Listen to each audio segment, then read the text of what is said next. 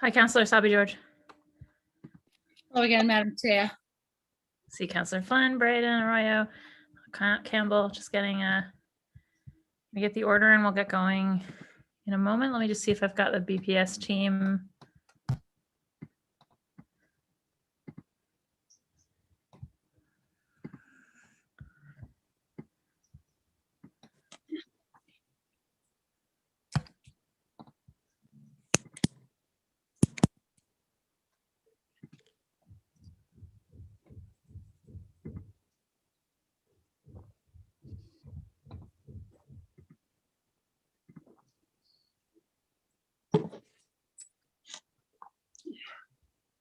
All right. We're just gonna get the BPS team in here.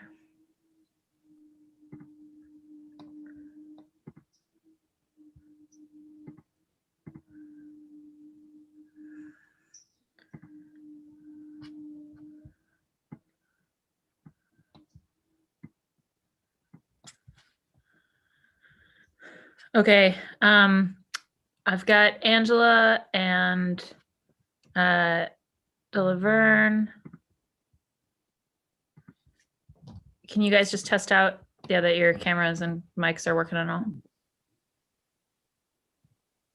Angela, can you say something? Yes. Hi, Councillor Bach. Great, awesome. We can hear you. De Laverne? Councillor Bach. Great, awesome. And then I've got somebody under BPS DOT that I assume is also affiliated with you. Yes. So it's another computer I have like running for. Okay. Yeah. So it is in fact a robot, not another person. So Correct. we don't need to rename it. Okay. Correct. All right. Well, I think we are ready to go. So I'm gonna gavel this hearing of the Boston City Council's Ways and Means Committee to order. For the record, my name is Kenzie Bach. I'm the District 8 City Councilor and also the chair of the Council's Ways and Means Committee. This public hearing is being recorded. It's being live streamed at boston.gov/city-council-tv and broadcast on Xfinity Channel 8, RCN Channel 82, and FiOS Channel 964. We will be taking public testimony at the end of this hearing. If you wish to testify via video conference, we ask that you email Michelle, michelle.a.goldberg, GOLDBERG, at boston.gov to sign up. And when you're called, we ask you to state your name and affiliation or residence and limit your comments to no more than 2 minutes, just so we can make sure all comments get heard. And you can also submit written testimony, including if you're watching this after it airs, by emailing ccc.wm, that's for Ways and Means, so ccc.wm at boston.gov. Today's hearing is on Docket 0167, order for a hearing regarding the fiscal year 2020 Boston Public Schools transportation budget. I'm joined here today by the lead sponsor, Councillor Sabi George, and also in order of arrival by Councillor Ed Flynn, Councillor Sabi George at large, Councillor Ed Flynn, District 2, Councillor Liz Braden, District 9, Councillor Andrea Campbell, District 4, and Councillor Ricardo Arroyo, District 5.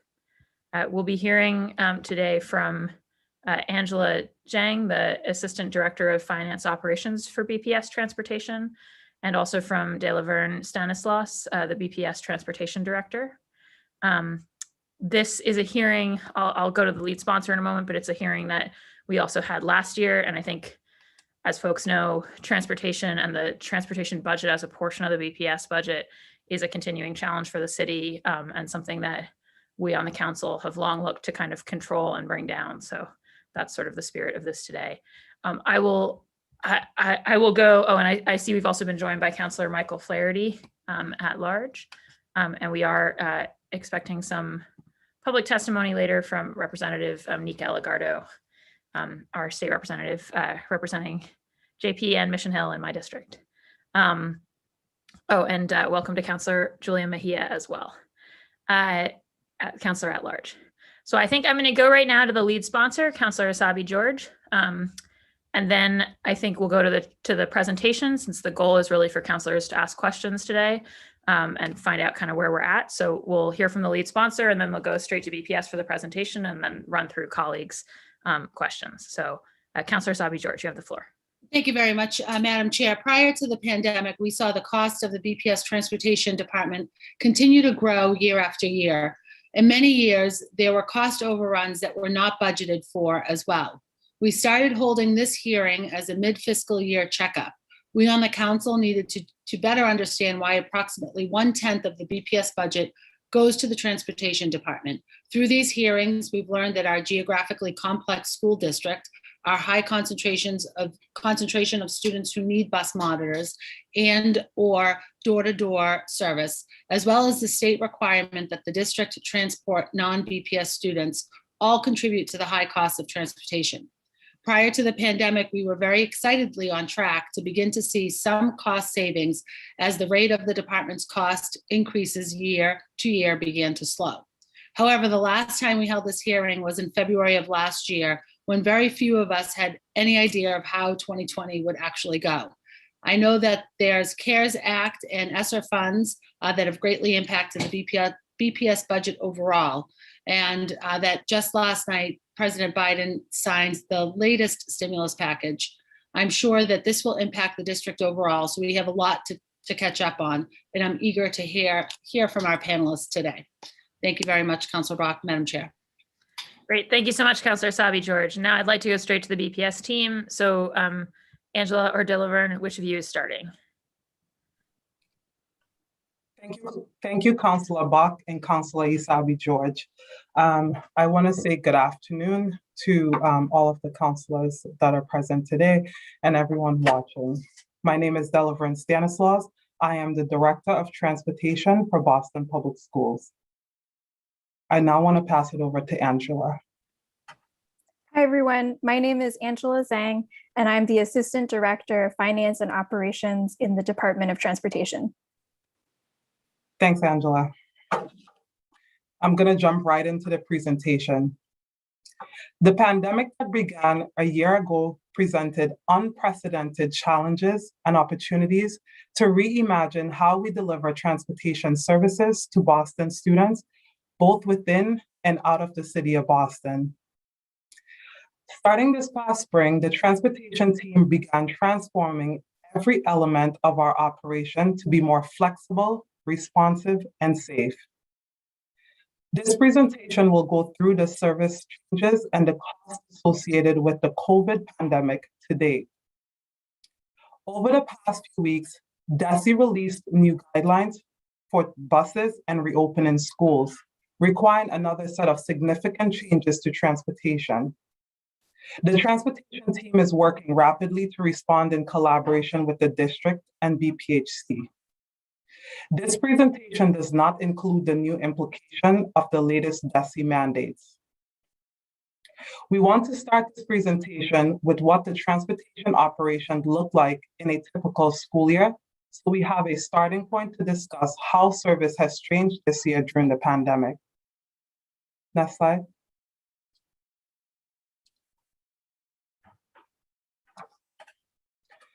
The Boston Public Schools Department of Transportation transports 24,000 students to 235 sites, both in and out of the city of Boston daily.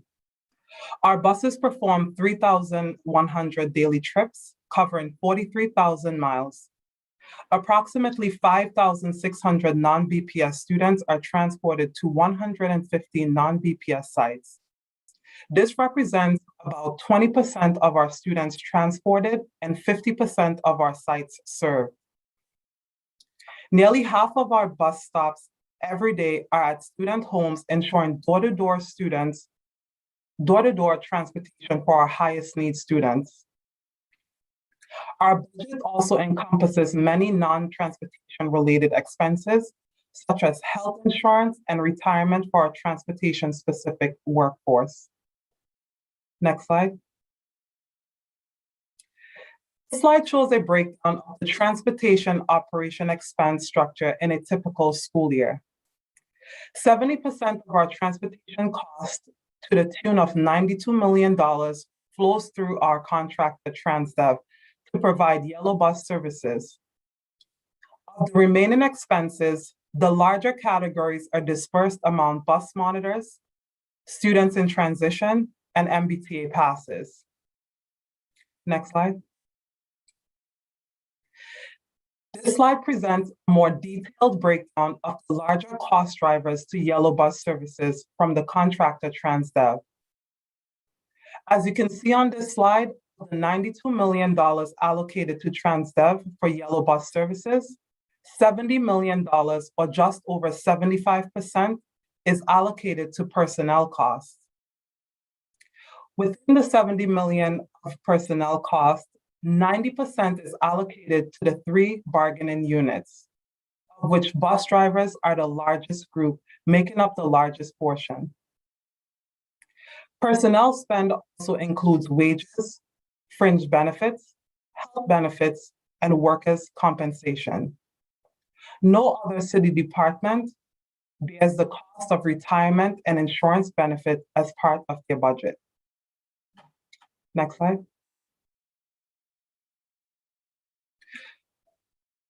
We'll now spend a few minutes discussing the impact of COVID-19 on the services that BPS Transportation provides. Throughout the year, transportation has consistently pivoted to maintain flexibility and adapt to the evolving public health situation and school reopening timeline. This slide shows the different phases of the district's reopening throughout the year and the level that transportation was operating at during each phase. The district reopened all schools on October 1st for hybrid in-person learning for the district's highest need students, private schools, and out-of-district special education programs. Schools then went remote from October 22nd through November 15th, except for out-of-district special education programs. Starting on November 16th, BPS then reopened for its highest need learners at 4 schools. On December 14th, BPS expanded in-person learning for high need students at 28 schools, and then expanded that to all Boston public schools starting on February 1st. Most recently, on March 1st, BPS added K0 through grade 3 to in-person learning, and is continuing with the phased-in schedule with 4th through 8th graders starting on Monday. As you can see in the table, except for the period from October 22nd to December 13th, BPS has been running over 500 buses and 1,000 trips daily throughout the school year.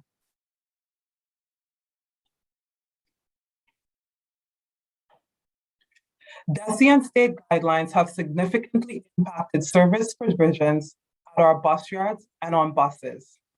And we've implemented significant measures to ensure staff and student safety. Approximately 300 plus employees are moving in and out of each of our 3 bus yards daily. Because of the new social distancing guidelines, the transportation vendor had to reconfigure the bus yard to ensure employee safety. All internal operations for drivers and bus monitors have moved outdoors into outdoor tents with tent heaters for inclement weather. Vendors were hired to disinfect buses and all internal high-touch areas twice daily. Sanitizing machines were installed on buses and around the bus yards. PPE gear continues to be ready and available for all employees in the yards and on buses for students. Temperature-taking devices were installed and additional staff added to support safety protocols, cleaning, and symptom check station. DESI guidelines reduce rider capacity on buses to around 35% of normal capacity. Decals and signage were added to bus seats to ensure social distancing on buses.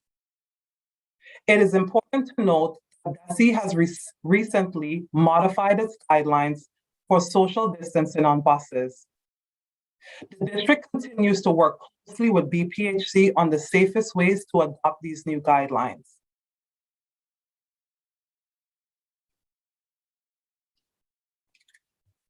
Finally, before moving on to the cost side of things, we'd like to spend a moment talking about how we routed students for transportation during this uncertain time. We want to highlight this because how students are routed and scheduled directly impacts how cost flows through the system. In order to preserve flexibility and allow the department to quickly respond to the year's rapidly changing reopening timelines for both BPS and non-BPS schools, the department decided to preemptively route all students who were eligible for a bus and did not opt out of transportation or in-person learning in September based on the best available data. Students were routed regardless of when they were going to begin in-person learning. This is demonstrated in the example bus roster shown on the right-hand side of the slide. Each student on the roster has their in-person days listed as well as their in-person start date, which could be updated throughout the year. Drivers only service stops for students who are scheduled to attend school in person. This allowed us to turn routes as well as individual student stops on and off as needed as school reopening timelines changed. We communicated closely with drivers and monitors throughout these changes and encouraged driver dry runs in advance of each significant school reopening to ensure smooth first days for students. However, all of this also meant that when the drivers bid on routes in September, they were bidding on routes which may not have yet been active or which may not have had many students riding yet. Drivers were compensated for full routes once they were scheduled, and even if the work hadn't yet started or during times when the routes were turned off, again, this was necessary in order to preserve flexibility and adaptability as school reopening timelines changed. One final thing to highlight here is that the complexity of the situation is not limited to BPS. There are over 100 non-BPS schools that we service, many of which serve special education and other particularly high-need students. Each of the schools has their own schedules and reopening timelines, and many have hybrid schedules that do not align with BPS. This has really furthered the need for prioritizing flexibility in our routing and operations in order to accommodate student schedules. Next slide.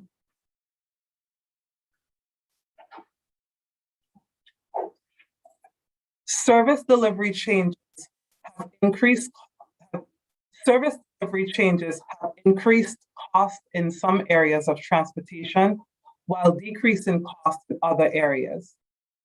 For example, we see an increase in yellow bus transportation services, central office seasonal customer service reps, and a decrease in bus monitor services, homeless DCF transportation, MBTA pass services, bus purchases, and insurance.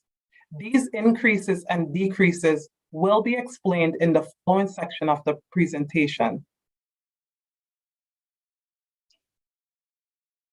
Now I want to hand it over to Angela, our Assistant Director of Finance Operations, who will do a deeper dive into the impact of COVID-related costs on our fiscal year 20 and 21 budgets. Thanks, Del.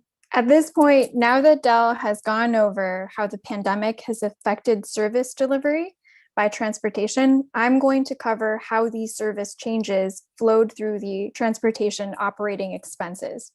We'll start with an overview of FY20 and FY21 total spend impact, and then go through deep dives on the major categories of spending. First, looking at fiscal year 20, last fiscal year, the final spend came in at 1.7% over budget. Highlights here include increases in yellow bus transportation costs and in bus monitor costs. These increases were partially offset by decreases in students in transition service costs and MBTA costs at the end of last year.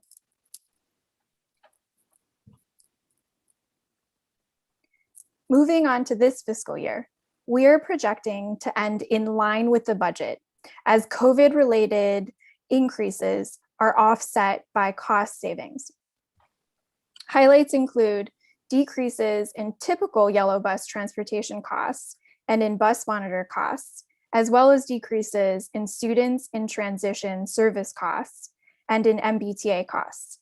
However, these are offset by significant non-personnel COVID spend that is related to public safety. We'll go into deep dives on specific cost categories starting on the next slide. First, regarding yellow bus personnel costs. Consistent with the city's overall stance during the pandemic period, bus yard and driver personnel have been made whole. In FY20, after BPS moved to fully remote learning, bus drivers were paid at pre-closure payroll rates for the remainder of the year. It's worth noting that this constituted a net increase compared to previous years. Some drivers worked during this period, even though BPS schools were remote, supporting food deliveries to students who needed them. Non-driver personnel were also made whole during this period. Moving forward to this fiscal year. In line with typical years, bus drivers went on unemployment for the summer period, but they were compensated at the pre-summer rate for the month of September. Beginning in October, once BPS started opening some of its doors, drivers have been compensated based on scheduled routes from the bid in September. This harkens back to what Del was saying before, which is that in September, the transportation team proactively scheduled routes in the hybrid model for all students who were eligible and did not opt out. This was done in order to maximize flexibility to accommodate reopening changes. However, this meant that the payroll cost coming out of the September bid was much closer to a typical year than one might expect.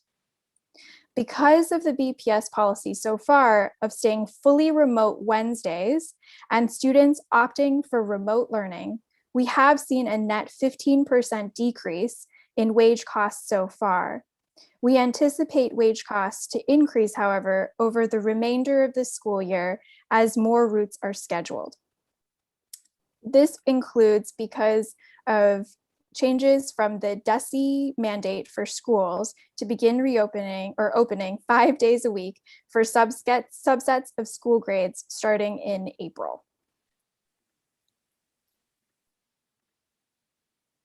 The next deep dive is specifically on yellow bus related public health costs. These were the unbudgeted emergency costs related to changing facilities and bus yards, extensive bus cleaning, as well as PPE and safety supplies. It's worth noting that we are still sorting out the exact amounts for the COVID impacts related to the rest of the year, as some of this will depend on the situation on the ground. Some highlights of the larger cost drivers in the construction costs to date are expanding spaces for personnel who did have to stay indoors.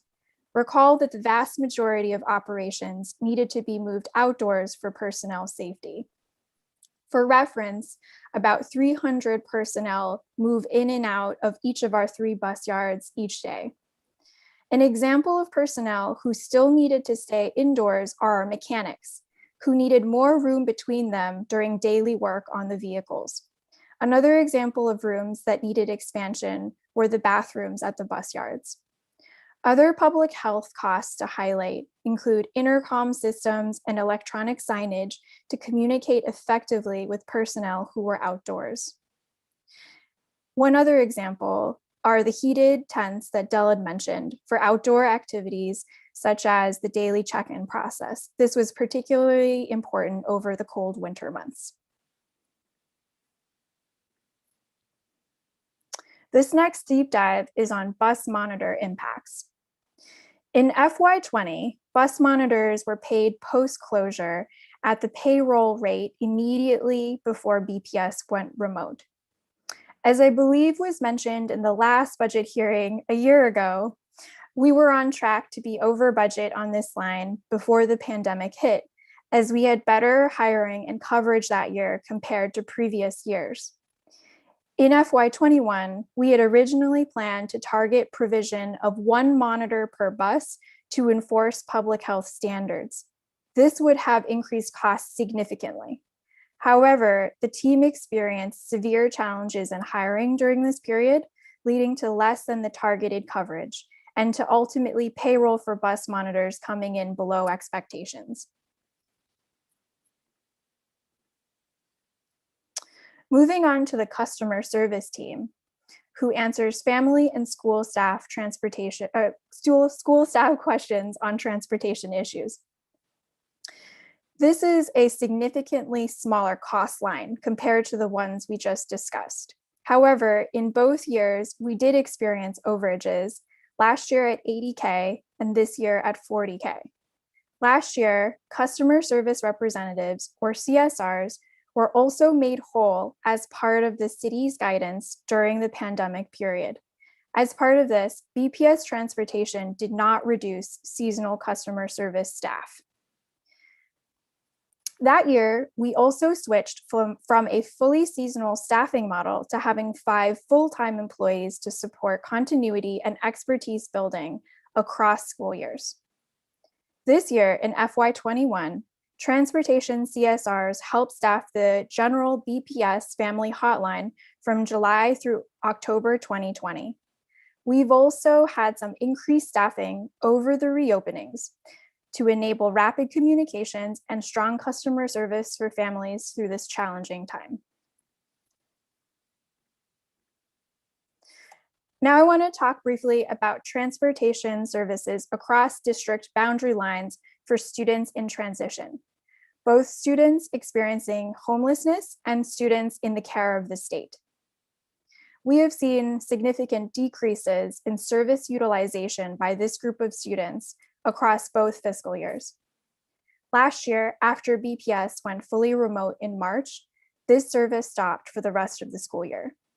Beginning in May, however, BPS did hire vendors to drop off meals to families experiencing homelessness who needed them. This continues through the present. This year, we have also seen reduced costs because students have had fewer opportunities to attend school in person. That said, we've seen the total number of students in transition go up about 10% so far this year, even though they may not have used transportation services. We expect both the number of students in transition and those who use transportation services to continue to increase over the remainder of this school year.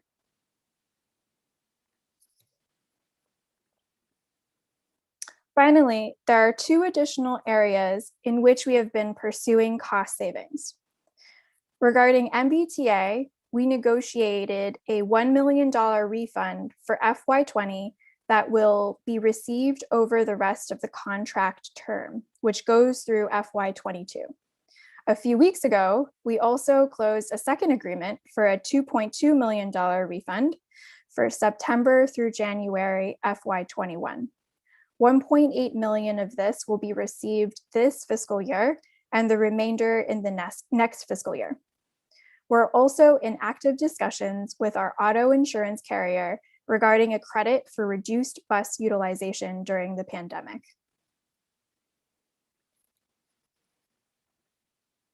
At this point, I will pass it back over to Del, who will give some reflections on the continued impacts of COVID-19 on the remainder of this year and beyond. Thanks, Angela. Next slide.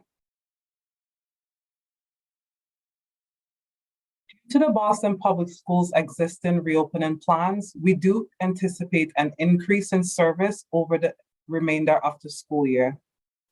This means there will be an increase in all typical variable operating costs. Many questions remain about the level of social distancing and other restrictions in the near term and for the fall. As stated on a previous slide, DESI recently released new guidelines lifting some of these restrictions. The district continues to work very closely with BPHC and DESI to evaluate how best to safely transport students. One positive outcome of this period is that the transportation team has been able to double down on strengthening operations with TransDev and building a better, more equitable communication for our customers. We plan to reinforce this over the upcoming weeks and months and looking forward to the fall. Next slide. As I sit here today, I would like to state that I'm proud of the work the team has done and continues to do during the pandemic. This slide represents the outcome of some of the hard work among many other improvements that we have already named related to data and operations. We have also improved our communication to all of our customers by implementing new and improved systems. Additionally, the team has developed a monthly performance review process, reviewing each service area with our contractor to more tightly manage our yellow bus contract. On March 1st, when BPS reopened its doors for our K0 through 3rd grade students, our on-time performance hit 95% across all 3 tiers. We very deeply understand that our work is by no means done. Providing access to safe, equitable, and on-time transportation to all students in the city of Boston is of utmost importance. However, I do feel we have been doing the critical and hard work of building a stronger foundation for transportation services, not only today, but also for the future students in the city of Boston. Thank you.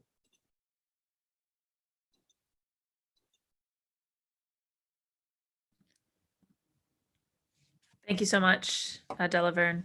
I'm gonna go straight to counselor questions, and I'll start with the lead sponsor, Counselor Sabi George. Thank you very much, and Del and Angela, for this presentation today. It was very thorough. Would you be able to send that slide deck to either myself or is it in our inbox? Yeah, Counselor Sabi George, I think it came from Michelle Goldberg just before the hearing. So. Perfect. Thank you very much for that. A couple of questions just from the presentation today. Is there any flexibility for children if they're shifting, if they need to shift their in-person days around transportation? What's that look like? And then also related to that question, if we do shift to either 4 days or 5 days full-time over the coming weeks and months, how will that process also work? Are there flexibilities, and how flexible is the system to adapt to what seems to be an ever-changing and evolving requirement and policy, especially at the state level? Thank you for that question, Counselor Sabi George. As stated in the presentation, our team has to remain very flexible during this time. We have worked on different ways where we can be flexible if students are changing cohorts. We have been able so far to accommodate those changes. We've built some systems in place. One example of that is like year over year, we've routed in one database. We've developed 2 different databases where we've been routing students this year.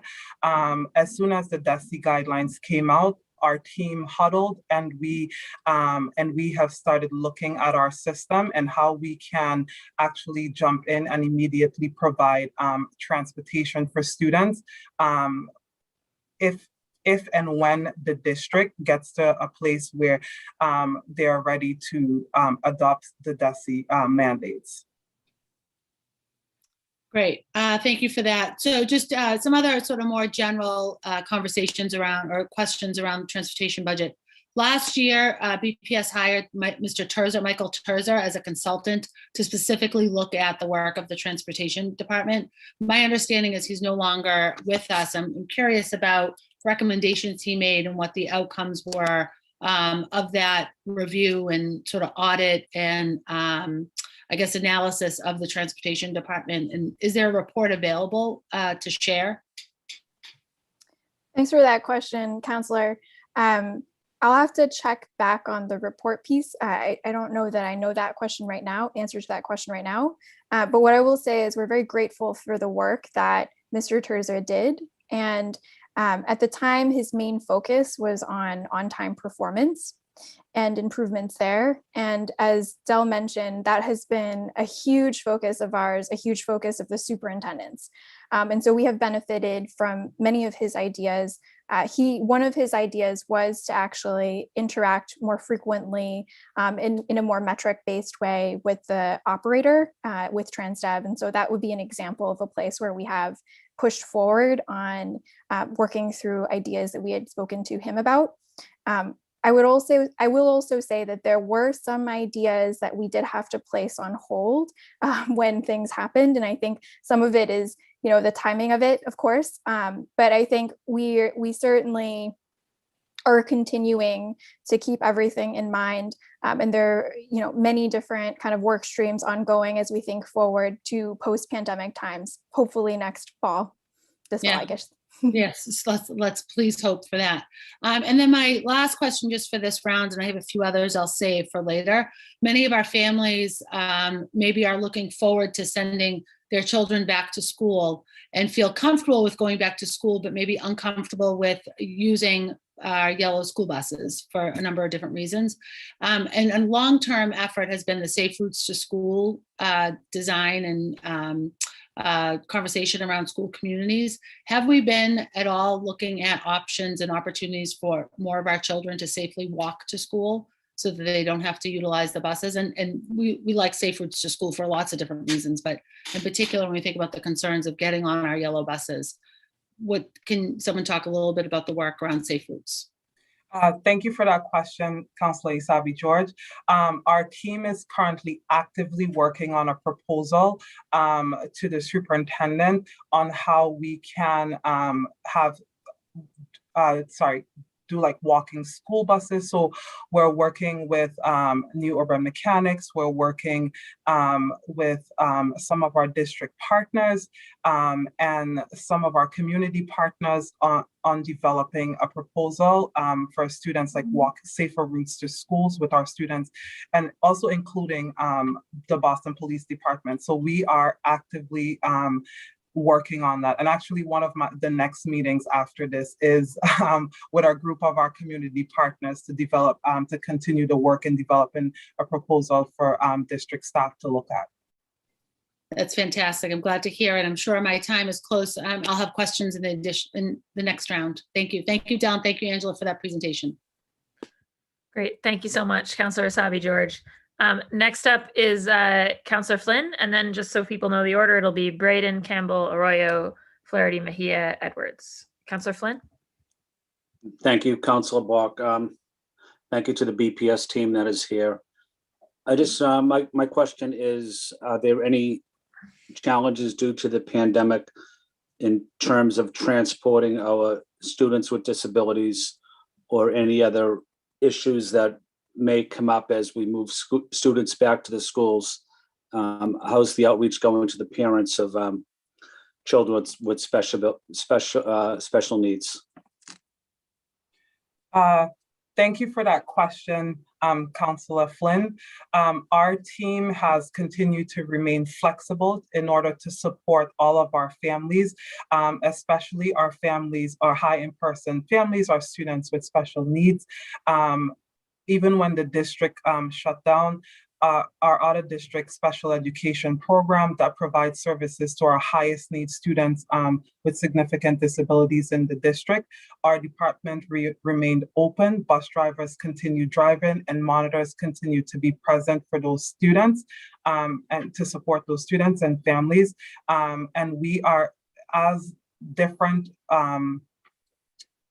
hybrid models come online for these schools, our team has continued to be flexible and have been able so far to adopt and pivot at any given time to support those students. Thank you. Thank you for that answer. And I guess my final question is, I often, I admire the people, the bus monitors and the bus drivers that drive our children to school. I especially admire the people that help the special needs children when they get off the bus. I'm just thinking out loud. Do we have enough of those staff that help the special needs students getting off the bus. I see some of the people from the school that come out and help, but some of them are older too, and they're moving wheelchairs. But again, I have great respect for them. But do we have enough of them, enough of those workers? And if we don't, I'd really like to advocate for them in the upcoming budget, because they're really unsung heroes in our city. Thank you for that, Councillor Flynn. So to be quite honest, one of the areas we've struggled with hiring and is in our bus monitor line of work. We've really struggled. We've done a lot of outreach. Currently, we're working on hiring over 100 bus monitors. We're consistent, that position remains open. We're consistently strengthening our hiring efforts, canvassing, trying to find folks to ride buses with our students. However, it continues to be a struggle because of some of the structure of the work, the timing of how the work is timed. That continues to be a struggle, but our team continues to double down, continues to look at different ways and means of trying to get people in to support these students. Over the past couple of months, we were able to hire approximately 50 bus monitors, and that hiring process continues till this day. Thank you, Councillor Bach. Thank you, Councillor Edwards. And thank you to the BPS team for the great work you're doing. And if I could advocate, if there was some city employee that deserved a pay raise, especially during this difficult time, it is our bus monitors. So maybe we take that back to the BPS team, and down the road, we'll see if we can get these guys a pay raise, okay? We will definitely keep that in mind, Councillor Finn. Definitely. Okay, thank you. Yes, most definitely. Thank you. Thank you, Councillor Flynn. And I'm sure that although Councillor Edwards is always to be thanked, that you meant to thank Councillor Asabi George, the sponsor of the hearing. Yeah, that's right. I apologize. Councillor Asabi George, thank you for your leadership. Thank you, Councillor Bach, Councillor Asabi George. All right. Next up is Councillor Braden, and then it'll be Campbell, and then Arroyo. Councillor Braden. Thank you, Madam Chair. I really didn't have many questions. Thank you to all the folks who made such a thorough presentation. There's a lot of really good information in there. One question I had was about out of district students who travel, special needs students out of district. I understand that their school program continued sort of full time, or I just wondered how many students were involved in that, and were they going? Was it a hybrid model, or was it a full week? So, Councillor, I think just to start, I don't have the exact number of students, but I know that we were scheduling for 54 different out-of-district locations. And I say scheduled because, as we all have talked about a lot, they kind of turn on and off as they manage everything themselves. So I think what I would say is that it's the out-of-district proportion in terms of how many routes that we run every day has certainly been significant this year, more significant. They did run during the remote periods. So I think just as a starting point, I don't know if Del, if you have more numbers, but I will say that it certainly has been running. They're all different and they've been all changing. So it's a little bit hard to generalize, unfortunately. Yeah, unfortunately, I don't have the exact numbers with me right now, but we can definitely get that number to you, Councillor Braden. One of the things that you asked is if about the hybrid schedule. So they like Angela stated, all of these schools have been running on multiple different hybrid schedules. So it's been quite the puzzle to try to push mesh together into the entire operation. Yep, and they've been turning on and off as these schools operate differently. So they've been turning on and off in different different hybrid schedules. Well, kudos to you folks for managing a very complex environment with so many different ever-changing permutations. I think you've managed to do a good job this year. So thank you. Madam Chair, that's all my questions for now. Great. Thank you so much, Councillor Braden. Next up is Councillor Campbell. And then I think Councillor Arroyo had to step away for a moment. So after Councillor Campbell, it'll be Councillor Mejia and then Councillor Edwards. Councillor Campbell. Thank you, Councillor Bach. It's great to see you again from our early hearing. And of course, thank you to Councillor Sabi George for continuing to file a hearing order on this particular topic. And thank you both to Delaverne and Angela for the thorough presentation. And of course, for the hard work you guys continue to do to try to rein in costs, but at the same time, make sure that our families, children are of course being transported safely. I just have, I guess, a few questions. One is similar to Councillor Braden's point, which we can get later on, which is the number of students that are being transported that sort of drive this cost, right? Particularly folks who are out of district. Just an update on those numbers would be great.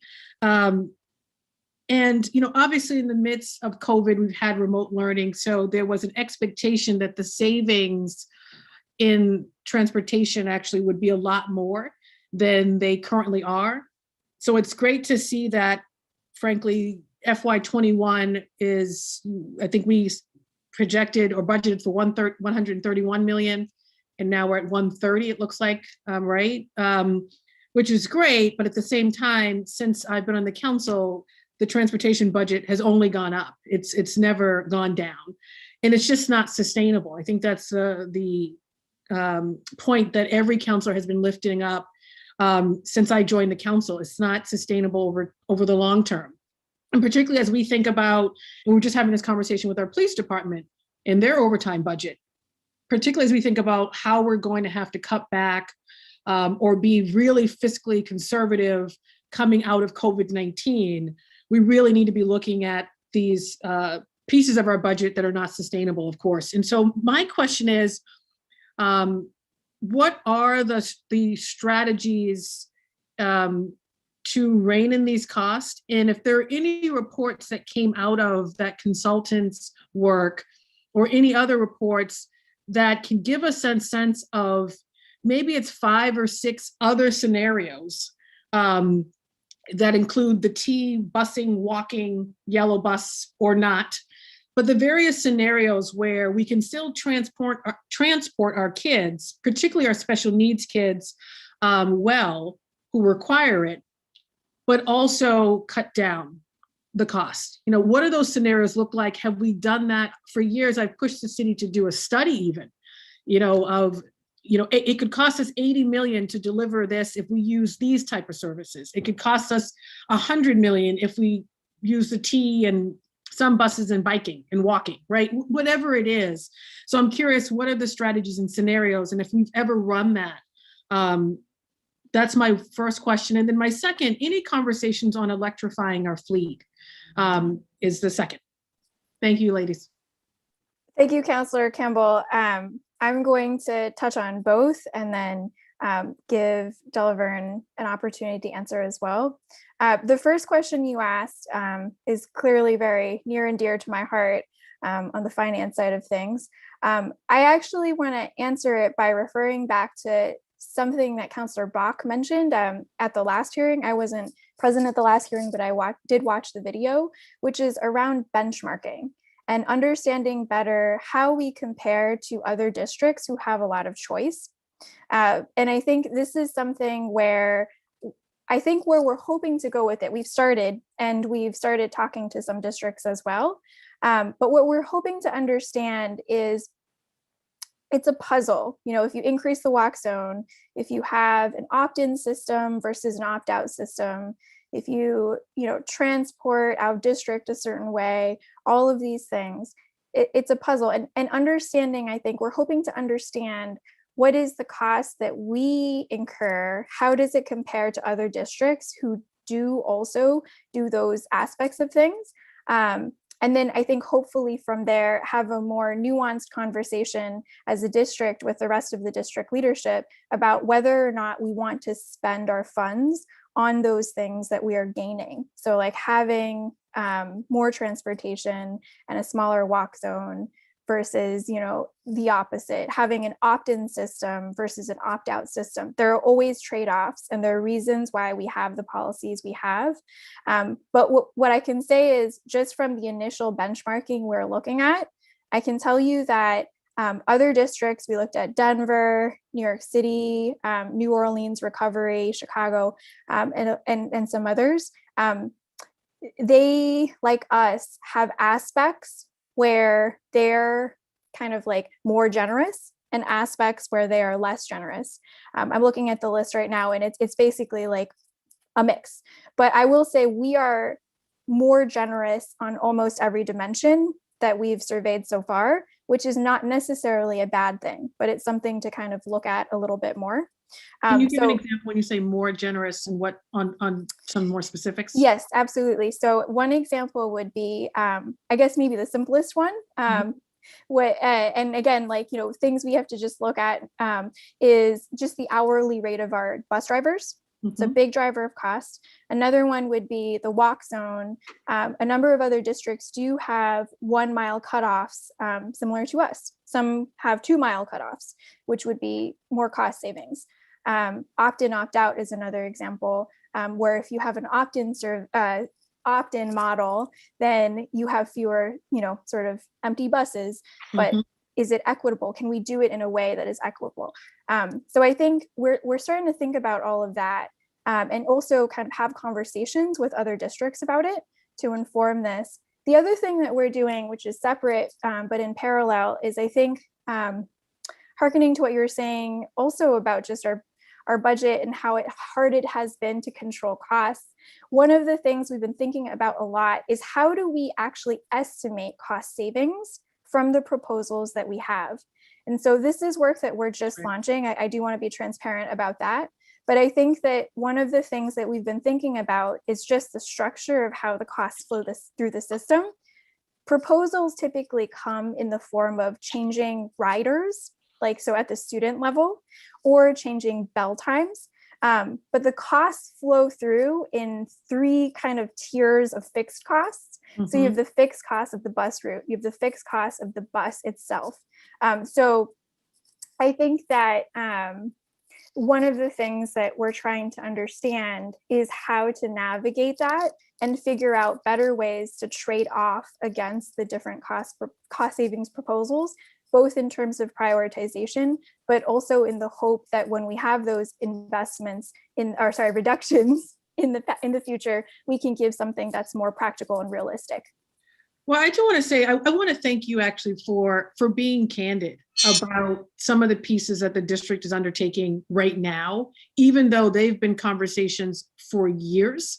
So it's a little unfortunate, but thank you to you incredible ladies, Delaverne, God bless you, love you. But no, thank you for your leadership there and your candidness. But I would love to see, and Angela, maybe you can share this with us, what you're just describing, these scenarios where we're comparing ourselves to other districts, opt-in versus opt-out, the pros and cons. But I would also like us to see an expansion of the scenarios. So, you know, if we yellow buses in, no yellow buses, like all of the possible scenarios. I think other counselors who are no longer on the council brought this up before around just, we can't have too many scenarios. When we think about $130 million and it keeps going up, the public, I think, wants to see us, as long with counselors, all of the options that are available to us, weighing the pros and cons, of course, to have more ideas of what is possible to still deliver safe, efficient transportation while also getting a handle on these costs so they're sustainable long-term. So looking forward to receiving that along with any other options. And I know I had one other question. I see the gavel on electrification. I'll leave it at that. Yeah, if you don't mind just doing it. All right, Councillor Mejia, and then it'll be Councillor Edwards. Can someone answer that, Councillor Bach, or no?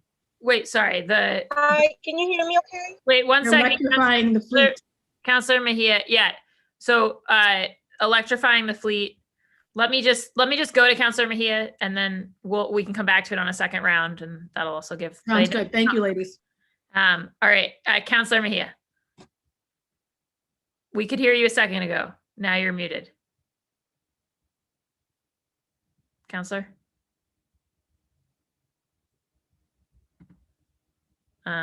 See, I should have let you go, Counselor Campbell, because Counselor Mejia? Sorry, hello. There we go. Yes, great. My goodness, there was another sound coming out of my phone and I wasn't sure. Can you hear me okay? No, we can hear you great now. Okay, great. So I guess, thank you so much for that presentation. You know, transportation is always a big hot button issue, and I do appreciate Councilor Sabi George for bringing it to the forefront. I'm curious, you earlier you talked about school bus routes out of the district. Can you explain? Is it for high needs students? Are there other expenses that you were referring to? I'm just curious. For that question, Councilor Mejia. The out-of-district transportation that we were talking about was specifically pertaining to our high needs special education students. Okay. And I'm curious in terms of the budget for that. Aside from the Boston Public Schools, are there any other resources that help to support that line item? So what I would say to that, Counselor, is that I don't know that we can do cost sharing. In fact, I'm pretty sure that we cannot do cost sharing because those students are Boston students, our students who we do place outside of the district to support their needs. However, we do seek reimbursement through Medicaid. It's actually the reimbursement channel. And I believe that some of that reimbursement is attributed to students who are going out of the district. Just to add also one point to that is we do also transport another group of students across district lines, and those would be students in transition. And in those cases, sometimes there are cost sharing agreements with other districts. Again, that's very situational. And those are, what I would say is those are very different and separate from the out of district transportation for students with special education.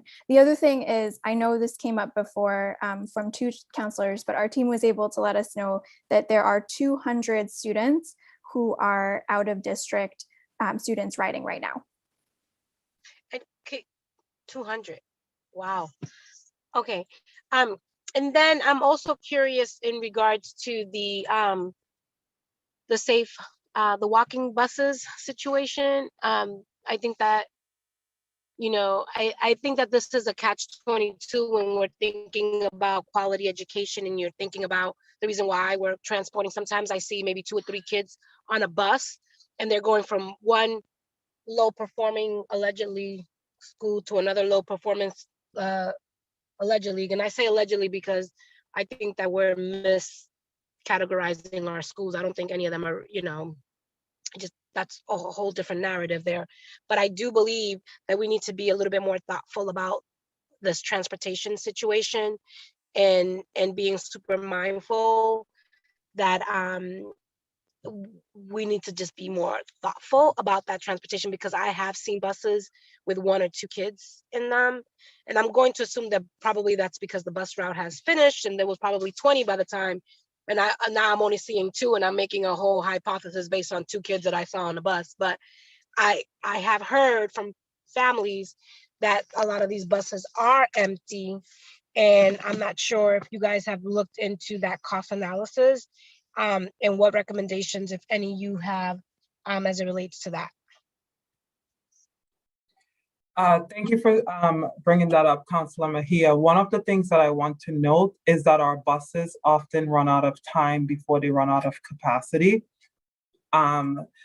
So yes, there are some of our buses that are not filled to capacity, and the reasons because of that is how students are dispersed across the cities that we transport.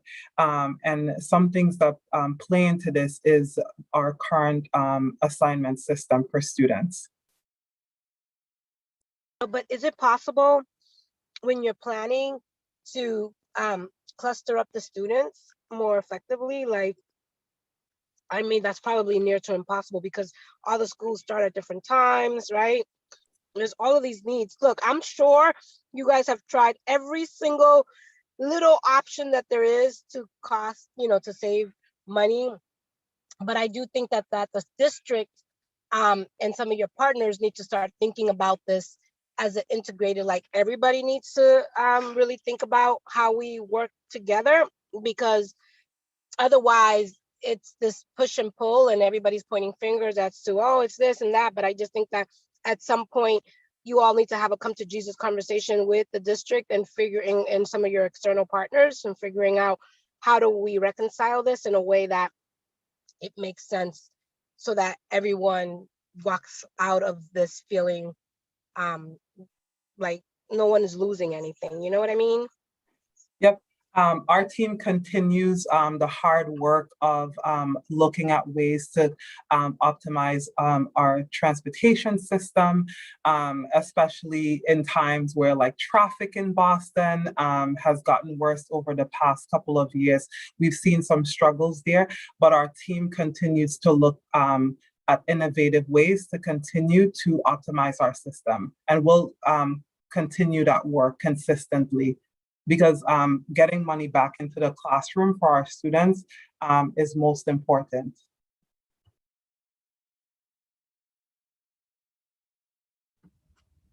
Councilor Mejia, do you have any Yeah, final? I'm sorry. Okay, I'm sorry. I'm having bad internet issues and I'm not sure if that gavel is up because, oh, I see the, oh, Lord, I see the gavel. I'm good. I'm good. Thank you so much. Great. Thank you, Councilor Mejia. All right, Councilor Edwards, and then it'll be myself. Councilor Edwards?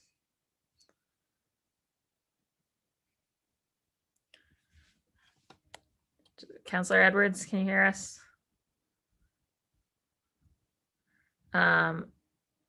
Okay. Let me just text her.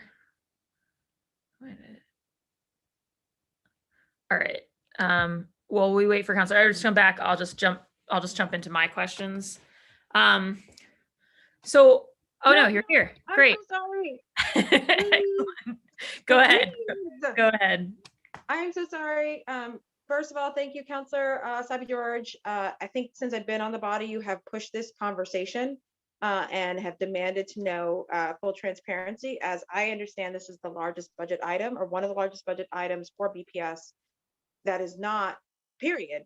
And it's not technically in the classroom. And so I think one of the best things about your leadership on this has been, are we restructuring and investing in a way that helps our classrooms get more equitable? I have had issues with in my district, and a lot of my colleagues have really discussed all sorts of aspects of transportation and the budget and so on and so forth. I'm going to pull back and ask you kind of a question about lessons learned from this moment, because I don't doubt that this is going to be one, the first pandemic, or two, that this pandemic won't come back, or three, that we're going to have to adjust again. So one of the things I kept pushing during the height of this pandemic, and still do push for, was why aren't we using all of other facilities to educate our kids? Why didn't we use our hockey rinks? Why didn't we use our large area spaces? Why didn't we use those things? And when I spoke with Brenda, in full transparency, like, why aren't we being as creative as possible? If not for all of our kids, then for those with special needs, so that those kids could have continued their education. And retrofitted, I mean, a hockey rink has ventilation, it has a lot of different things, and it's used for all sorts of things. In the North End, you want to go to a convention for food, you want to do the first night, you want to do anything, you can go to the hockey rink because you just put the carpet down, so on and so forth. Now, I know I have an abundance of hockey rinks. I'm an embarrassment of riches. I think I have 2 in Charlestown, 1 in East Boston, and 1 in the North End. Not everybody has that, but we do have city facilities that could have been retrofitted. And so the response that I understood was we didn't have the, we couldn't figure out the busing for it. That was the response is we couldn't figure out the bus schedules, or couldn't figure out how to get the kids all around there in order to do kind of social distance mass education sites. And so is that true? Is that why we didn't ultimately think of be as creative as possible at the facilities? If it's not true, or if I'm incomplete and misunderstood, I'm not trying to throw anyone under the bus, will you come up with a plan going forward that involves the busing for mass education social distance sites, so that when this comes back, and it will, and let's say we have to take a week and say we need to clean up all of our schools, or we need to do certain things, or we need to respond very quickly to a crisis and cannot go the regular routes, do you have a plan B emergency route that keeps people safe and going to school? Thank you for asking that question. So our team continues, especially throughout the pandemic, has continued to be flexible and also build out new systems. And as you asked about lessons learned, I know as the director of transportation, right, one of the lessons learned during the pandemic is that we have to continuously look for ways to be flexible, to refine our systems and our approach to transportation, especially when we're thinking about transporting students, our highest need students, ensuring that access to education is equitable across the district. Our team has leaned in to a lot of this work and thinking creatively, especially now we have new DESE guidelines coming out. And just as a parent myself and who has a son in the district who has really struggled really bad with remote learning, the importance of being flexible, looking at all the different ways to equitably transport students to and from school. Our team is continuously leaning into these approaches and learning new ways, talking to other districts, looking at different innovative ways of making this work better. So that didn't really answer the question. I appreciate that there's work being done. So I'll just repeat kind of the question again. We have a pandemic coming. We have different facilities around the city. How will you plan, or do you think you should plan for folks to be able to get to those facilities so we can at least continue educating some of our most vulnerable populations? So I want to know your plan B for next time this pandemic hits. Counselor, I appreciate the question. Sorry. Sorry, Adele. What I was going to say is I was reflecting on that particular situation, and I will just say that I actually I do not know about the specifics of the facilities this time around. I'm just going to say that, but I think what I was thinking about, and I would say I would name one challenge that we are working on that we need to continue to work on that affects this, and then to your point on plans, how we can do this going forward. So I think that on the planning side, to start with that, is we do transport students to non-school locations. So the best example of this is actually alternative stops for students who go to different facilities or different places for after-school care. So I just want to say it's not impossible for sure for us to transport kids to other facilities. So just want to make that point. However, this brings us back to why it can be really hard. And the reason is that we have issues, which I will tell you, we're still working on, structural issues around timing. So if you were to tell us that we have to transport to 5 different locations and we had a certain amount of time to do it, I think we would, hopefully even now be able to say we could do it. I think that where we need to kind of get into the specifics a little bit is how much time we have and how much data specificity we have with regards to getting it done. And I think that what I would say there, just one last point, if it's all right, is when it comes to students with high needs in particular, I think that those details become even more important, because then you're really specifying the type of vehicle, the monitors, and all of that. And sometimes that is also what drives the need for a little bit more time. So those are just some reflections. Yep. So I know my time is up very soon, or is already up, but I wanted to put this in terms of the planning perspective, right? So again, because we are still learning lessons. Okay, this is not a you guys did something bad. All right, this is a what lessons can we take so that the next time this happens. Okay, so one thing I think we could look at is how we reopened, or what students we prioritize in terms of age and population. Why is that important? If you have people in category A, which are young kids who are high needs, right? Category B could be just young kids. And so whatever the DESI puts as our list, you have category A, B, C, and D. I think what would help is if BPS had the number of each category of those students. There's 5,000 in A, there's 5,000 in B, there's 16,000 in C, all the way down to the high school students, which seem to be the lowest priority in terms of bringing back to school. Okay. If you have then that number, then again, this is people just pull back. We're in a vacuum. Being able to plan, then you are in category A, parent, you've just registered your student. They will be on a normal bus to do blah, blah, blah scheduling and so on and so forth. That's wonderful. But in the event that there's a pandemic or for some reason we need to alternate where your child is educated, category A children will follow this bus route, going to whatever. Category B, so just basically getting them that information so far upstream so that it's very clear. Like if we're going to adjust and category A is allowed to go to school, this is how you're going to go to school. I'm only suggesting that because I just think the biggest question I got from my parents was, why the hell not? It's right there, it's open, it works, and it was like, it's by my house, and it was just a frustration that a lot of us receive.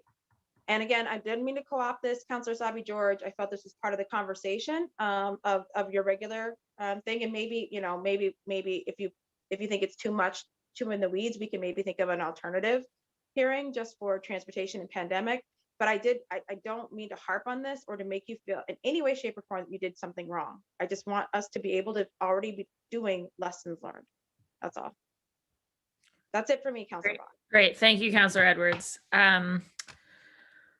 Okay, I'm going to jump now into my own questions. I'll start with the question that I cut off Councilor Campbell on, just because I was trying to get through everybody, but she was asking about and I noticed from my own notes from last year, Angela and I alike, when I looked at last year's working session on this, that it was one that I had asked as well, which is about the electrification of the fleet and what the prospects are for that. You know, when we talk about transportation, one of the things we frequently talk about is the fact that not only do we have a lot of yellow buses that are running well under capacity, but also they are idling and emitting fumes in many of our, environmental justice neighborhoods, right? So this is like a kind of critical double issue for us. And I'm wondering where we are on the electrification of the fleet for Councilor Campbell. So just to start us off, thank you for the question. We were anticipating it. What I would say is we're actually actively working with Bill Coughlin at the city on understanding what it would mean to do an EV pilot. So this is active work we're doing. Bill is the fleet director for the city of Boston, and he has 15 EVs in service last I spoke to him, and 8 more coming in. We've also spoken to other staff of the city in the climate and environment teams on some of the technology and grant opportunities. This is a little bit dated. It happened before the pandemic hit. But what I would say is that we've identified some of the things that we need to kind of think about more, and we're working with Bill and others on them. But for sure, we need to work closely with the city on options for charging, and if we can work with them together on that, and also how to work with Eversource and the electric infrastructure. One of the things I will say is that on the pilot side, and we need to revisit this again with the new technology, but we're trying to understand a little bit whether if we did a pilot now, would those, I guess I should say, is this the right timing? Because we want to do a pilot with the buses that we would be using. And there are kind of considerations around range, considerations about charging and all of that. So we are working through some of that. And it's one of the questions that we want to ask the other districts about as well. I believe that there was in one location, not school bus, but a different type of bus that did have some sort of trouble with their EV. So I think we would like to just really make sure before we put our students on one. But just to finish there, I think we're very, very interested, and we're building it into kind of active conversations around our fleet replacement. Fingers crossed, ASAP, but we'll see how it goes. So what's the point at which we might have some projections on that kind of in our capital expenditures budget? It's a good question. What I would say is at a minimum, we would need to have another round of discussions with some of the folks I named. And the reason for that is because, frankly, I am not an EV expert. So I think one of the things we've been doing is just trying to make sure that folks who do have the expertise are evaluating the different types of vehicles we could buy, and some of those specifics. So unfortunately, I'm not sure I can commit to a specific date, but I can tell you that hopefully actually in a couple weeks or months, we'll have a better read on that, and we would be able to share that. Great. Yeah, no, I just would underscore that I think on all things kind of climate related, that we're looking to go from sort of plans and aspirations, which is something the city has extensively, to kind of, the stepwise functions for how we get there. And this is one of those things. So it would be great. If I may add one thing, I think just in line with what you're saying, one of the things we've been working on with our operator Transdev is to actually do more forward planning around our fleet in general.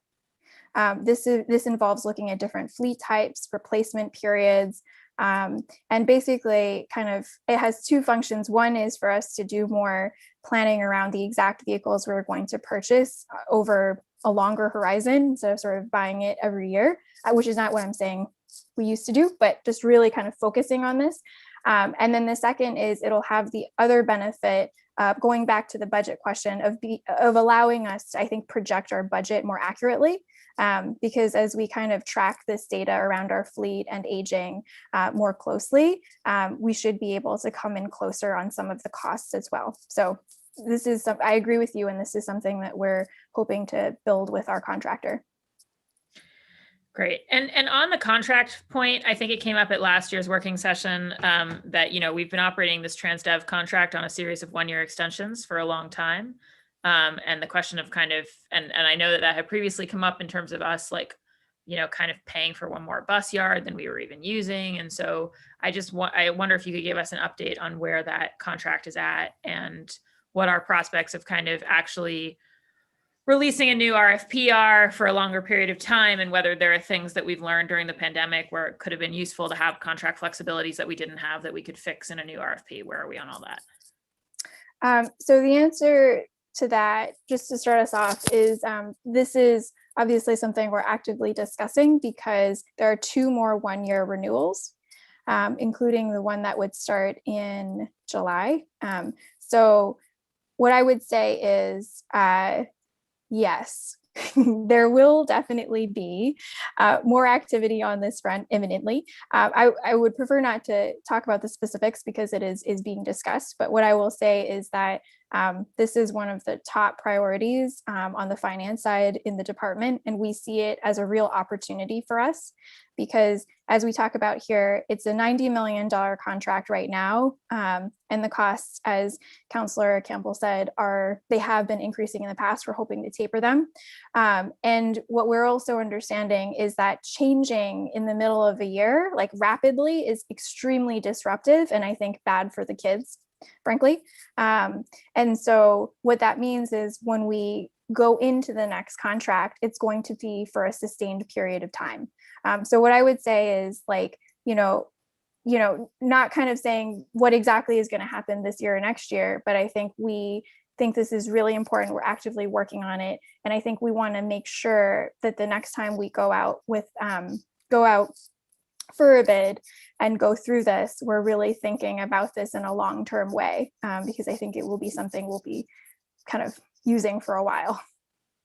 Great. Well, that's great to hear. And yes, I won't dig too much further into the contracting details. I think I should underscore what Councillor Campbell said, which is it's great to hear your team thinking so capaciously about this challenge. And it's just clear that you guys have been doing a ton of work on it. And the presentation you gave us was one of the more detailed and helpful ones that we've seen. So just really want to appreciate all your work. And so don't take I'm a Ways and Means chair, so don't take my questions as hostile. I think you guys are doing a great job, but I guess a follow-up question for me, because I think I've got like another minute, and then I'm going to pass it to the second round for the sponsor. But the enrollment declines are an issue that we will be discussing in general with the superintendent, and I'm not looking for you guys to discuss that sort of overall challenge for the district. But I am curious what enrollment declines tend to mean for this issue, because obviously it's not as simple as we have fewer students to bus, because in some cases those might reflect students going to charter schools or other places where we have an obligation still to bus them. And then also I imagine that there are certain economies of scale we lose in the same way that we have that challenge with our school buildings. So, I mean, obviously we've seen some significant unenrollment in the pandemic. I think we're all hopeful that that trend will reverse, but there has been a kind of overall trend, and I'm wondering kind of how the council should think about that vis-a-vis these issues. I'll start from a cost perspective. What I would say is this is something that we've been discussing with the BPS finance team. For the purposes of this coming year, we are planning for, hopefully, as you said, the students to come back. But I think that the issue itself of the declining enrollment is certainly timely, and actually one that there has been a downward trend in any case. So what I would say is this goes actually right back to what we had started talking about before, which is the fixed cost issue and what you're starting to get at. And so not to get too much into it, but what we're actually hoping to do is to work with some folks who can help us probably do a little bit of modeling to understand at what number of students do we start seeing us be able to reduce routes, which is, I think, what I would say is like the first level of significant cost. Like if you can reduce a whole bunch of routes, then you can reduce hours, and what we've seen previously with smaller amounts of declining enrollment is that a lot of the kids are corner students, and there's somebody else at the bus stop. And so when they leave the system, we still run the exact same route. But once you drop enough students out of the system, then you start removing door-to-door students, you start removing corner stops because everybody at the corner stop is gone. But I think this is actually a little bit more of a modeling issue. And I will say transparently, I don't think that we've figured out the thresholds yet. Got it. And I think, Councillor, to your point as well, when looking at the decline in BPS enrollment, I think that we also look at, to your point, like charter school enrollment and also our private school enrollment, because these are schools that the Boston Public Schools Transportation Department is obligated to transport to as well. Right. That makes sense to me. It's not necessarily, it's a more complicated formula. Yeah. All right, great. I'll end my questions there since the timer went off on me, and go for a second round to Councillor Asabi George, and then any other councillors who have some follow-up questions. Councillor Asabi George. Thank you again, Chair Bach, and Dell and Angela. Thank you again for the presentation earlier and the depth of conversation you've been able to have with us, and certainly demonstrates your deep knowledge of this work and your commitment to this work. So, this hearing over these last few years that I've called for is really that mid-year report to look at spending. So as we prepare for the budget cycle upcoming, we understand if there are potentially cost overruns. And you went through that in your presentation just perfectly. And I appreciate all that information, and we'll certainly go through it with a finer eye on some of those details. And part of this conversation also was around lessons learned throughout the school year. And because this year has not been an average, and hopefully will not be a school year we repeat, I wonder about some of the celebrations and acknowledgement around the on-time arrival rate, and what have we done specifically to improve that on-time rate, and what are we going to do to keep that going forward as more kids return to school, as traffic returns, because that is, very frustrating for families, certainly impacts the child's academic experience, losing time in the classroom and all of that. So I'm curious about that. And then my other question that I want to make sure that we get to is, that's great that we've got the refund or reimbursement or whatever on the M7s and some of the MBTA stuff that we've done with the T. but I wonder what the process is for getting M7s back into the hands of our kids that use public transportation, and what about replacements for that and some of the challenges around that. Thank you. I can kick it off, and then Angela, you can jump right in. To answer that question, so our team has doubled down and started having monthly performance reviews with our contractor TransDev. During the pandemic, we've had an opportunity to really have the TransDev team run some audits of their systems, and our team running these monthly reviews, reviewing all aspects of the operations and identifying areas in which the operations can improve, bid processes, the timing of some of our bids that affect our bus routes, getting out late to pick up students. These are some of the areas that we've doubled down on. Another area is our proactive communication, and also proactively working cross-functionally with some of our other internal partners here at BPS. Communication was a big thing that we've heard from the council, from parents and families. Last year, Councillor Campbell, I don't remember, one of the councillors, I think it's Councillor Campbell, that brought it up, really looking at that system. For example, one of the things that our families consistently complained about is timing of the mailers that went out to parents and families, and it's been very disruptive in terms of them getting their transportation assignments in time and being prepared for the start of the school year. Our customer service and communication manager in transportation has done an excellent job on doing a deep dive into our systems and changing some of the ways, and actually bringing us up to the 21st century into some of the things that we're doing. So using a lot more technology with parents and families. Even our system for when issues come up with families, we've had a faster turnaround time in following up with our families and fixing issues, as we have a system similar to the 311 system called Fresh Desk now, where families can go right online and text us, and instead of waiting on hold for a customer service rep to get to them. So these are some of the systems that we have been refining internally, and it's been working out very well for parents and for families, for students, and for our schools. We've been getting a lot of great feedback, and we have seen a drastic turnaround in our on-time performance, drivers and monitors. That was another struggle for us in terms of communication, getting out to that big workforce, and we have looked at some innovative ways on communicating with that large workforce consistently.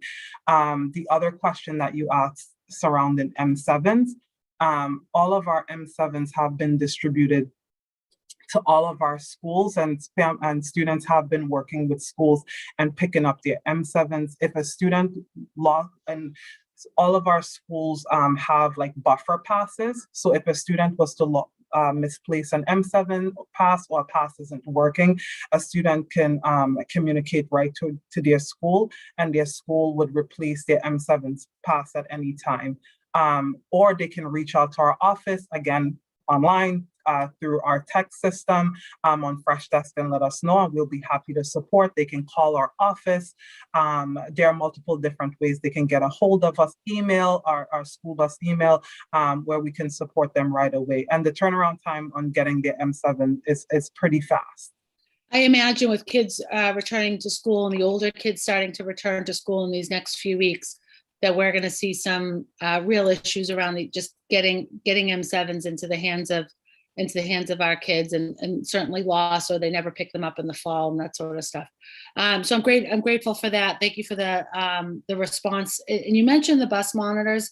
I know last school year, pre-COVID, there were some challenges around picking up students that required a one-to-one bus monitor or a bus monitor on the bus, and buses were just passing kids by and leaving them on the corner. Have we, I understand Angela mentioned some of the challenges with hiring additional monitors. Are we though at a point where buses that require a monitor in order to pick up a kid, that where that problem has been solved?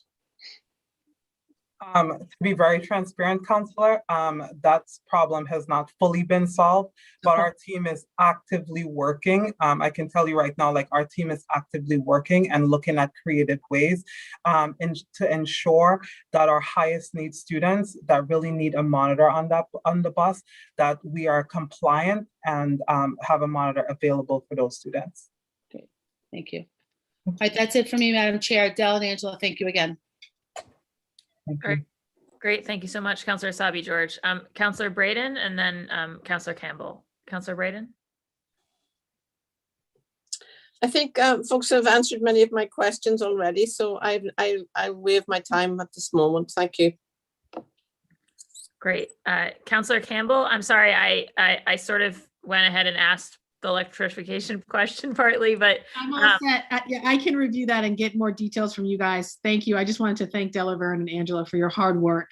And Angela, thank you and welcome to the team in Delaverne. See you soon. Thank you, Councillor Bach. thanks, Councillor Campbell. Councillor Mejia?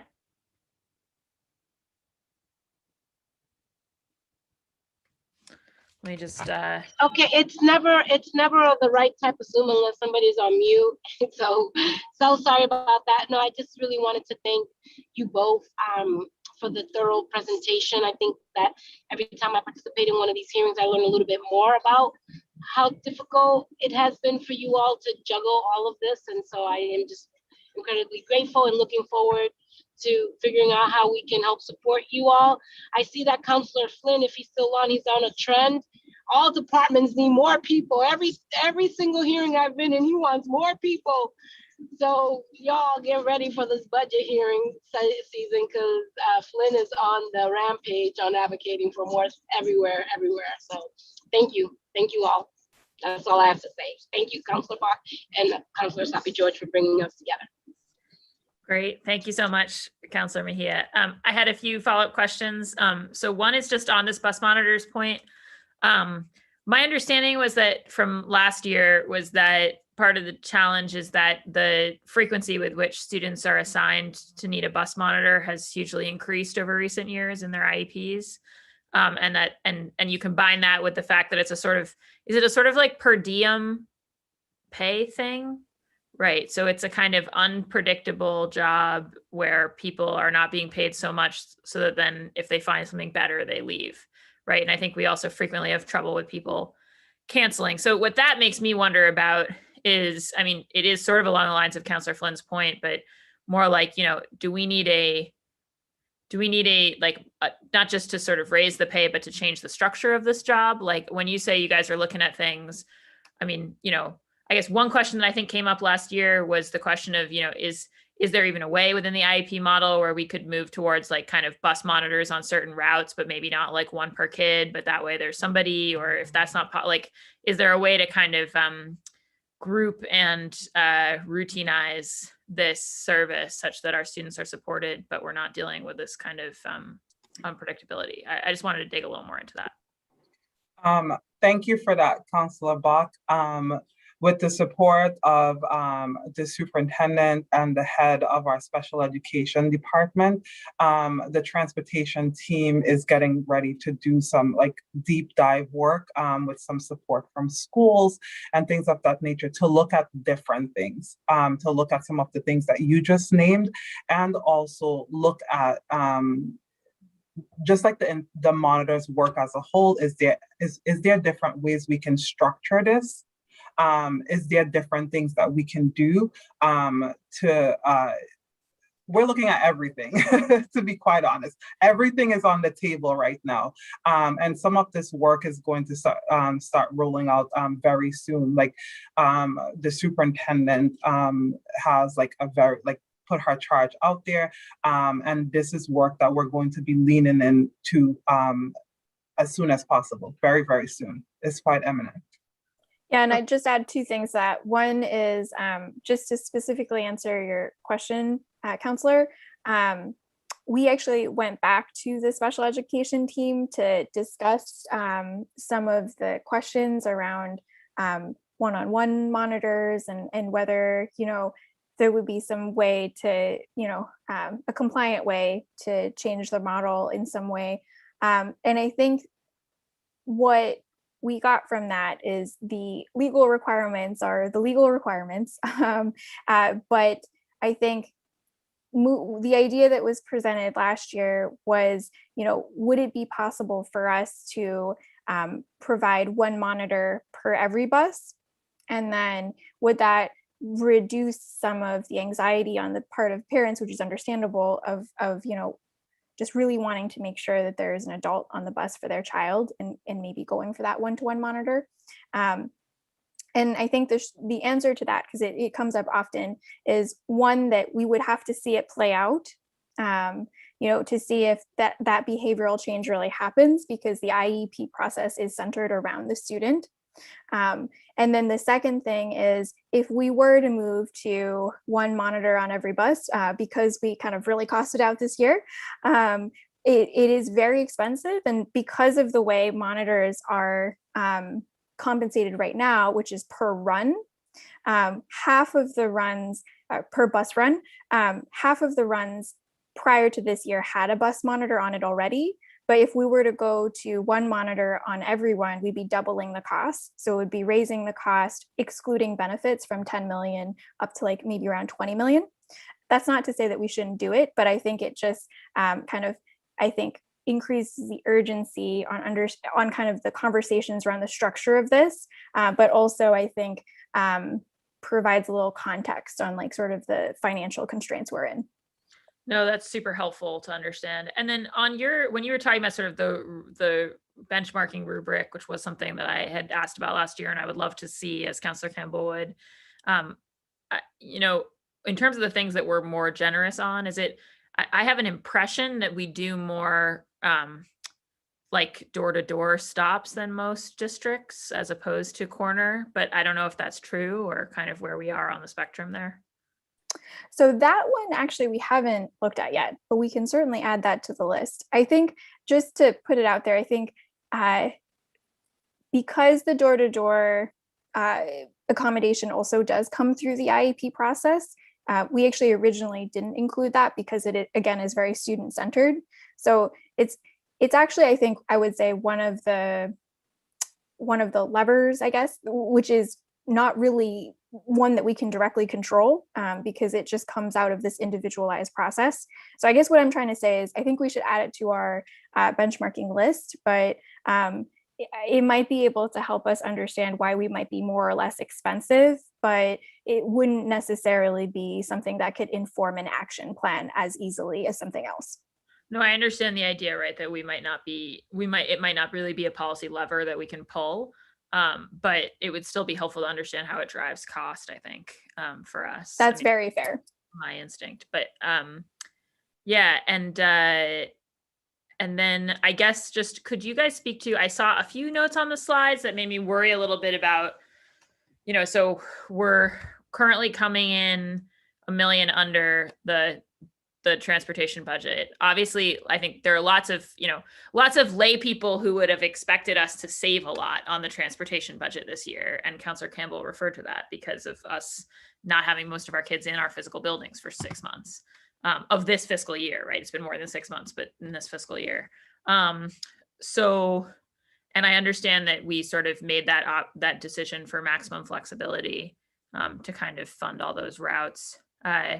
But I wonder, because of the notes in the presentation about cost drivers that are going to go up as we get all of our kids back into school, whether the 130 and kind of coming in at least just slightly under budget for this year, whether that's factoring in the increases that we expect to see in the next 2 months, or if when all is said and done on June 30th, you're actually projecting that you're going to run over that budget. As an excellent question. And what I would say is we did factor in growth, particularly this doesn't have, I'm just taking a look at the deck. It doesn't have is it okay if I project a slide again? Absolutely. Okay, let me see if I can make this work. Let's see. Oh, don't press the leave button. Oh my goodness. Okay. All right, so hopefully you guys are looking at the FY21 spend table. So the easiest way to see this is we are in, this goes through January because we pegged it to the last budget adjustment that was presented at school committee, unless there was a big change. But you can see, for example, in homeless CCF, the actuals through January were very low. We were coming in around 1 million, but we were projecting to actually spend 4 million through the end of the year. So we projected based on what we believed the increase would be. And I should say we're already seeing increases month by month on the bus monitor line in particular, as more students have been coming back in and all of that. But I would still say, though, that, Counselor, your question is a good one, because what this hasn't directly kind of, we haven't really taken a direct lens looking at the April DESE mandates in considering all of this. So I think we absolutely need to do that. And, we have many bargaining units. And I think one of the things will be that we will need to kind of consider that and sort of see how the April impacts flow through this chart.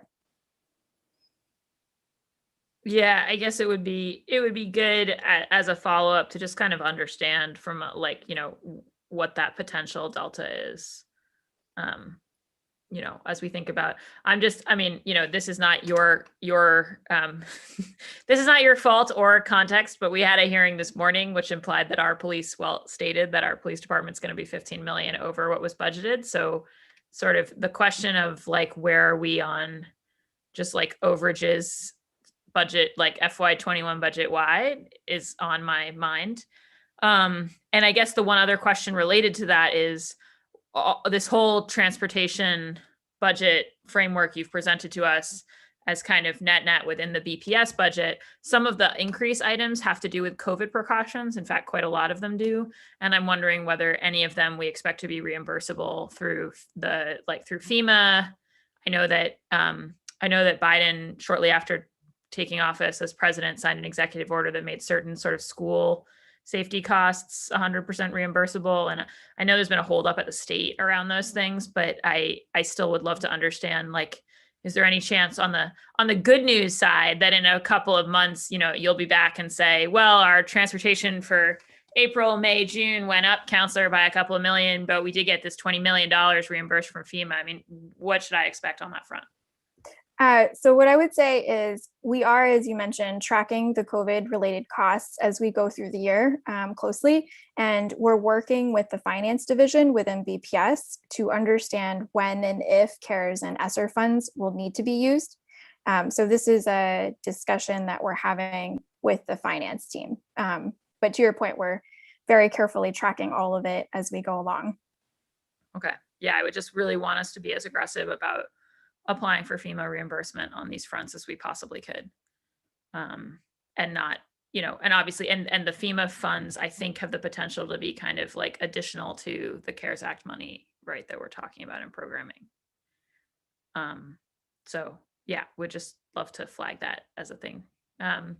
Okay. I think, and then just a final note for me would just be on the contract front, that I would hope that in addition to thinking about a longer term contract that really meets our needs in the ways that the existing one might not, that you guys are also thinking about just ways to build like flexibility for us into that contract too. Cause I feel like there's so many things we didn't know we would need levers wise that we didn't build into the last one.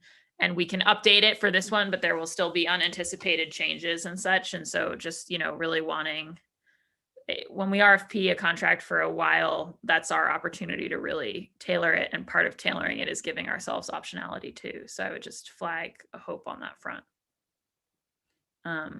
But I do really want to thank you guys for the really, really sophisticated and professional presentation and work today.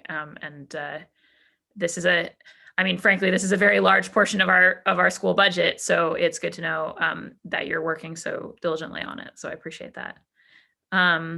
Counselor Asabi George, before I dismiss everybody, would you like to say any final words? I get just again a round of thanks to the two of you for pulling together that presentation for us. It certainly does inform us a great deal on that budget piece, as Councilor Brock mentioned, and really does help us prepare better for the upcoming budget cycle. So thank you again, and thank you for your continued commitment to this work. I know it hasn't been an easy year for sure. Thanks, Madam Chair. Thank you so much. Thank you to the BPS team and all the counselors for joining us today. I do not see any public testimony. So with that, this hearing of the Ways and Means Committee is adjourned. Thank you all. Bye, everyone. Thank you. Thank you. Thank you. Thank you. Thank you. Bye-bye. Bye.